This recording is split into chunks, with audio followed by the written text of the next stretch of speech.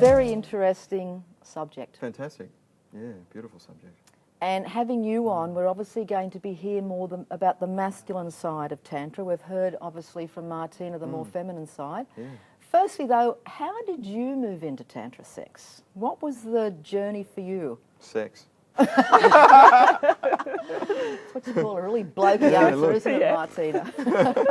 Because I know when you and I were talking, you know, a little while back when we first met, your childhood, you were rather a rebellious teenager. Absolutely. You want to tell me a little bit about that?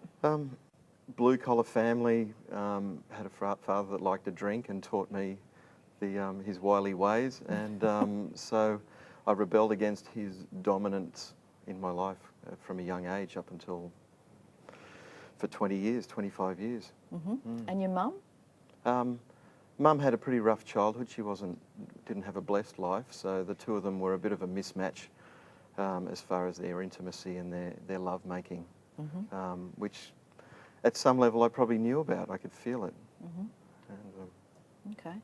Now, in some of our previous shows, you know, we've talked about all different things such as, you know, parenting for a peaceful world, personal development, etc. And of course, it's never about blaming parents. No.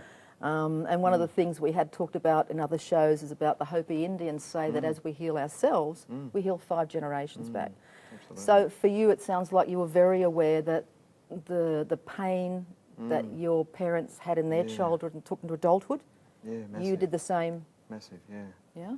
Yeah, I mean, it was difficult for Mum to show affection in her interactions with not only my father, but with us as kids. Okay. And Dad came from that similar family as well, that it wasn't, you know, talking about sex, about your emotions, about your feelings was, you know, you didn't do that. You know, Dad did it at the pub and Mum did it at the golf club, possibly, if at all. So they both died at a young age as a result of bottling up those emotions. In fact, you just lost your dad recently, didn't you? Yeah, just recently, yeah.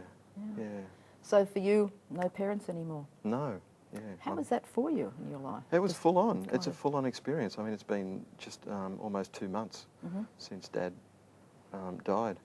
And without Tantra and without that ceremony and the ritual that's associated with it, not only in lovemaking, but just in life generally, allowed me to actually meet him not just as my father, but as a man who was my elder and who was my teacher.